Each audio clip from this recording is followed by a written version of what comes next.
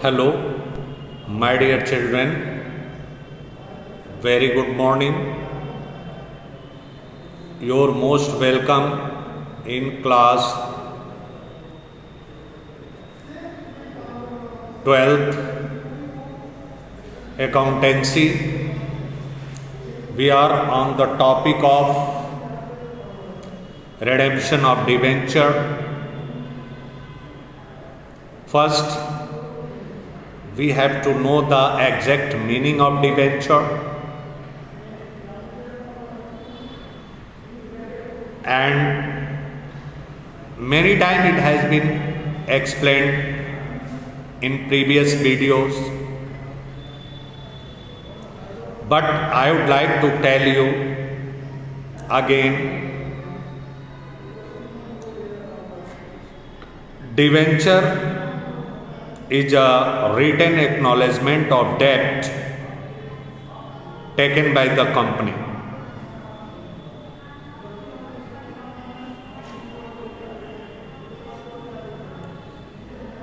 Which has to be repaid after some specified period, with the rate of interest whatever given. My dear children, I would like to tell you the method of redemption, whatever the terms and conditions of the repayment of debenture given in prospectus. How can a company issue debentures and then after redeem debenture?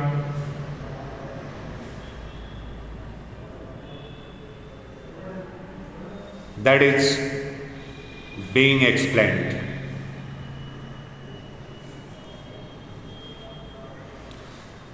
Method of redemption of debenture: lump sum payment at the end of fixed period. Second one, redemption of debenture in installments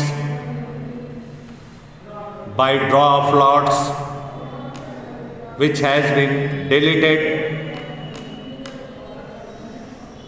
by the purchase of own debenture in the open market.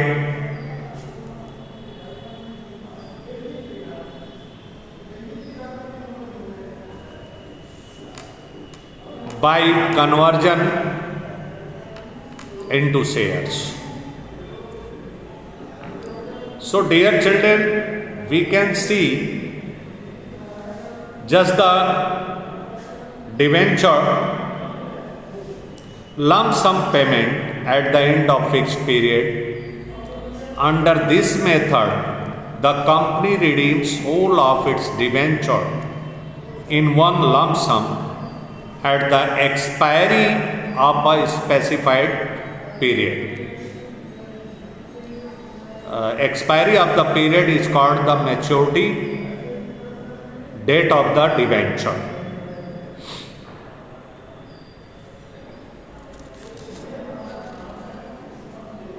It has been mentioned to transfer an amount equal to 10% of the face value of debenture outstanding from surplus in statement of profit and loss account to a newly opened account called debenture redemption reserve. Before the commencement of redemption of debenture, मेरे प्यारे बच्चों, जैसा कि आप जानते हैं कि debenture को रीपेमेंट करने के पहले according to the company act at least 10% amount,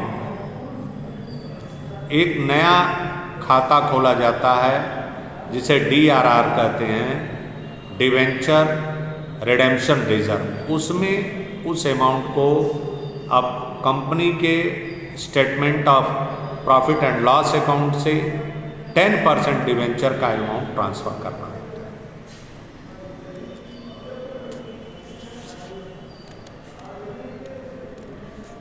और when all the debentures are redeemed in lump sum, the debenture redemption reserve account is closed by transferring its entire amount to general reserve account। जब सारे debenture को redeem कर लिया जाता है तो इसे क्या किया जाता है बेटा, इस अमाउंट को जनरल रिजर्व, कंपनी के जनरल रिजर्व अकाउंट में ट्रांसफर कर दिया जाता है। On 31 March of the previous year, on transfer of profit by an unlisted company from surplus in statement of profit and loss 10% of the face value of debentures outstanding. तो surplus in statement of profit and loss account debit to debenture redemption reserve. जब debenture को और at the beginning of financial year 30 अप्रैल तक, 1 अप्रैल से 30 अप्रैल तक, on making investment by all unlisted as well as listed company 15% amount DRI debenture redemption investment account debit to bank account में ट्रांसफर करते हैं। At the time of redemption क्या करते हैं, इसे इन कैश करवा लेते हैं। तो लिखते हैं bank account debit to DRI। ध्यान रहे, जब आप रिडीम करेंगे तो जिस साल में रिडीम करेंगे 1 तारीख से लेकर के और 30 अप्रैल के भीतर आप उस अमाउंट को ट्रांसफर करें। उसके बाद अपना डिवेंचर जो भी करना है। अब ये क्या टर्म्स और कंडीशन हो सकते हैं, वो चीज़ हम आपको बताना चाहते हैं। इशू के टाइम ही बेटा जो आपका रिडेम्पशन होता है उसके टर्म्स और कंडीशन प्रॉस्पेक्टस में मेंशन रहता है। वो क्या क्या हो सकता है। पहला, issued at par and redeem at par. मतलब इसका मतलब ये हो गया कि डिवेंचर जितने रुपए में हमने इशू किया है उतने ही रुपए में हमने उसे रीपेमेंट भी करना है। बीच में इंटरेस्ट देते रहना है, एक 5 साल बाद चाहे 2 साल बाद, जितने साल का हमने डिवेंचर इशू किया है उसे रिडीम करने का प्राविधान रखा है अपने प्रॉस्पेक्टस में। तो एंट्री क्या होगी बेटा, इशू के टाइम एंट्री क्या होगी? इशू के टाइम एंट्री होगी, पहली एंट्री होती है bank account debit to debenture application and allotment account. फर्ज कीजिए 100 रुपए का डिवेंचर है हमारा, 100 रुपए हमने हमारे बैंक के खाते में आ गया इस एंट्री के माध्यम से। अब इसे डिवेंचर में हमने ट्रांसफ़र कर दिया। तो डिवेंचर में जब ट्रांसफ़र किया तो हमने एंट्री बनाई, debenture application and allotment account debit to debentures account 100। हम रिडीम करने गए, रिडीम भी किया हमने, तो डिवेंचर हम ड्यू करेंगे debentures account debit to debenture holders, और उसके बाद डिवेंचर होल्डर्स को हम पेमेंट कर देंगे debenture holders account debit to bank account 100 रुपये। नो, कोई दिक्कत इसमें नहीं है। दूसरा कंडीशन ये हो सकता है कि हम इसे इशू करें पार पर, इशू करें डिस्काउंट पर और रिडीम करें पार पर। तो इशू के टाइम आपका एंट्री हो जाएगा वही, वो तो बैंक अकाउंट डेबिट टू जो भी है आप पा रहे हैं, मान लीजिए 100 रुपये का डिवेंचर है, आप 95 रुपये में इशू कर रहे हैं, तो bank account debit to debenture application and allotment account 95 हो गया। फिर जब दूसरी एंट्री करने जाएंगे, ट्रांसफ़र करेंगे, तो बेटा ध्यान रहे 100 रुपये ही जाएगा डिवेंचर। तो आप एंट्री करेंगे debenture application and allotment account debit discount on issue of debenture account debit to debenture 100, 95 रुपये उसमें, 5 रुपये जो डिस्काउंट दिया 100। रिडीम का एंट्री सेम प्रोसीजर, ये दूसरा कंडीशन। तीसरा कंडीशन, भाई हम इशू करें प्रीमियम पर और रिडीम करें पार पर, ये भी बाय रेपुटेटेड कंपनी की बात है। तो ऐसे समय में क्या होगा, एंट्री क्या होगी, वो सिक्योरिटी प्रीमियम का बढ़ जाएगा एंट्री। डिवेंचर मान लीजिए 100 रुपये के डिवेंचर हैं, 105 रुपये में हमने इशू किया और रिडीम 100 में ही कर रहे हैं, तो जो एंट्री होगी debenture application and allotment account debit to debentures account to security premium account, 5 रुपये सिक्योरिटी प्रीमियम में चला गया। रिडीम के वक्त वही 100 रुपये से ही हम और डिवेंचर होल्डर को ड्यू करेंगे debentures account debit to debenture holders 100 rupees और पेमेंट उसी 100 से करें। मतलब इस तीनों टर्म्स में हमें इसी तरह की एंट्री करनी है। कहीं कुछ रिडीम के वक्त ऐसा है। अब चौथा कंडीशन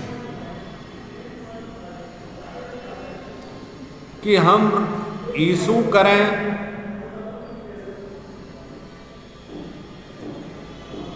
जो पार पर, मतलब जो उसका फेस वैल्यू है उस मूल्य पर 100 रुपये का डिवेंचर 100 रुपये में इशू करें और रिडीम करें 105 रुपये में 5 साल के बाद चाहे 2 साल के बाद। तो इस कंडीशन में क्या होगा एंट्री? अब जो दूसरी एंट्री होगी बेटा, वहां तो लिखेंगे आप debenture application and allotment account debit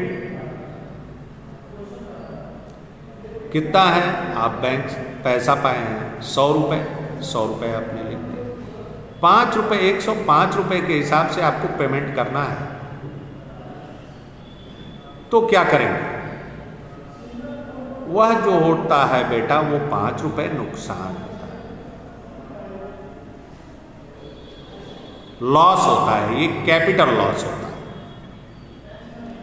तो उसे loss on issue of debenture 5 rupees, 100 rupees तो आपका एप्लीकेशन अलॉटमेंट पर मिला हुआ है। Loss on issue of debenture 5 rupees to debentures account, debentures account में 100 रुपीज़ चला गया। अब इन लॉस को भरपाई करने के लिए एक नया अकाउंट खोला जाता है जिसका नाम है premium on redemption of debenture account.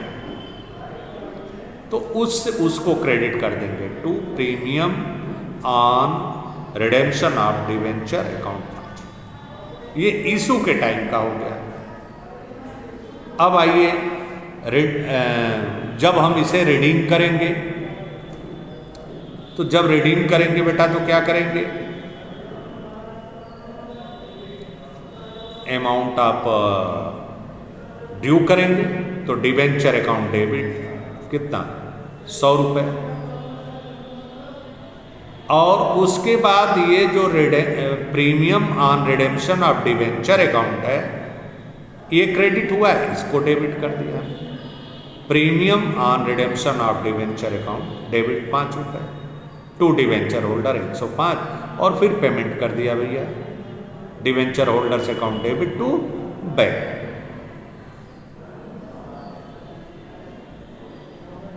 आपने पार पर इशू किया और प्रीमियम पर रिडीम कर दिया। अब ये बताइए पांचवा कंडीशन, पांचवा टर्म्स और कंडीशन ये भी हो सकता है कि हम डिस्काउंट पर इशू करें और प्रीमियम पर रिडीम करें।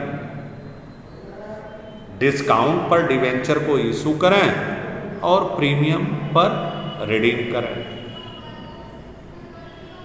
तो भाई मान लीजिए 100 रुपए के डिवेंचर है, एक एग्जांपल दे रहा हूं, 100 रुपए का डिवेंचर है आपका और उसे आपने इशू किया 95 के हिसाब से, 95 रुपए के हिसाब से। तो आप यही लिखेंगे bank account debit to debenture application and allotment account 95। अगली एंट्री देखें तो आप लिखेंगे debenture application and allotment account debit 95 rupees, 95 रुपए आपने लिखा। अब loss on issue of debenture, आप 95 रुपए में इशू करके 105 रुपए में आप रिडीम कर रहे हैं। तो अब नुकसान कितने का हुआ, 5 रुपए डिस्काउंट और 5 रुपए प्रीमियम का, 10 रुपए का। तो आप लिखेंगे loss on issue of debenture 10 रुपए, 95 रुपए ये और 10 रुपए ये, 105 रुपए, ये दोनों डेबिट हो गया टू डिवेंचर से अकाउंट,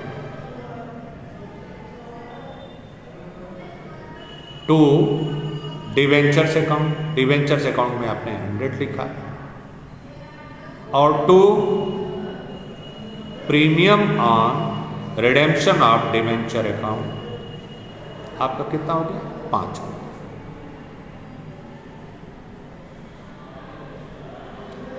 अब उसके बाद आप इसे उसी तरह से पेमेंट करेंगे, रिडीम करेंगे। रिडीम के टाइम हो जाएगा आपका debenture account debit 10 rupees, premium on redemption of debenture account debit 5 रुपए, 105 टू डिवेंचर होल्डर 105। फिर पेमेंट कर दो भैया, आराम से पेमेंट करना, आराम से पेमेंट करना। Debenture holders account debit to bank account 105। अब जो मैं टर्म्स बताने आपको जा रहा हूं बेटा, वो ये है छठा कंडीशन कि आप डिवेंचर को प्रीमियम पर ही इशू करें और प्रीमियम पर ही रिडीम करें। तो क्या होगा, फर्ज कीजिए, एज्यूम दैट 100 रुपए का डिवेंचर आप 105 रुपए में इशू कर रहे हैं और 110 रुपए में ये टर्म्स और कंडीशन बता रहे हैं कि हम इसे रिडीम करें 5 साल के। इशू के टाइम की एंट्री जो होगी वो क्या होगी,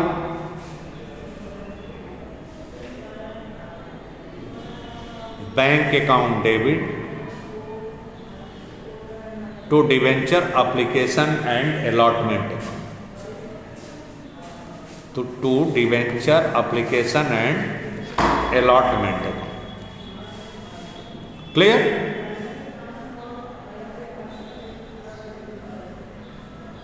अब देखो,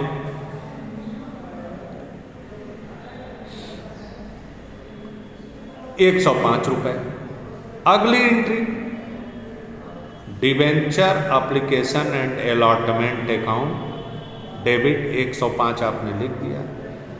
अब आप देखिए नुकसान कितने का हो रहा है आपका। 100 रुपए के डिबेंचर 110 रुपए में रिडीम करेंगे तो loss on issue of debenture account debit 10 rupees,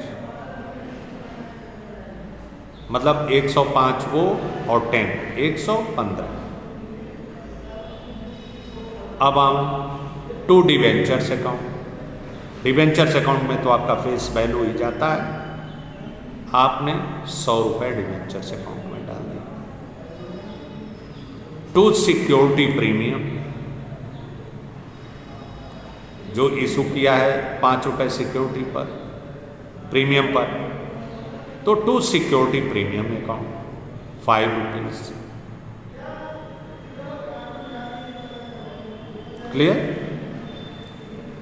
अब जो 10 रुपीज का लॉस हुआ है उसके लिए to premium on redemption of debenture account 10 rupees. ये एंट्री होगी इशू के टाइम की।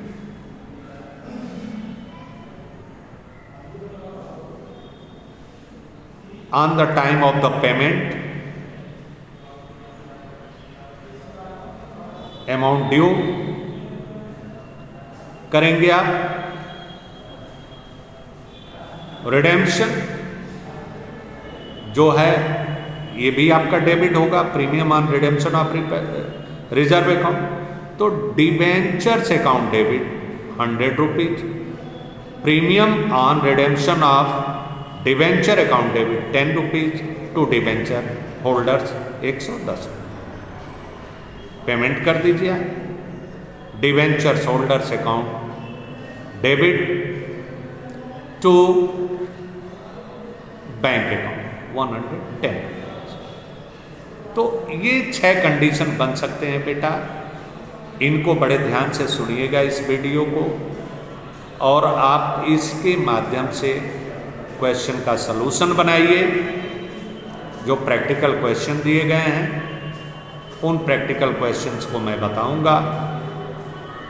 Step by step practical question को समझाने की कोशिश करूंगा। कहीं आपको दिक्कत नहीं है। आप यदि प्रैक्टिस करते रहेंगे, इन्वॉल्व रहेंगे प्रैक्टिस में, तो बहुत ही बेहतर ढंग से आप सलूशन बनाते चले जाएंगे। आपको कहीं बर्डन नहीं महसूस होगा, इसलिए हमेशा सलूशन बनाएं। Thank you very much for the day my dear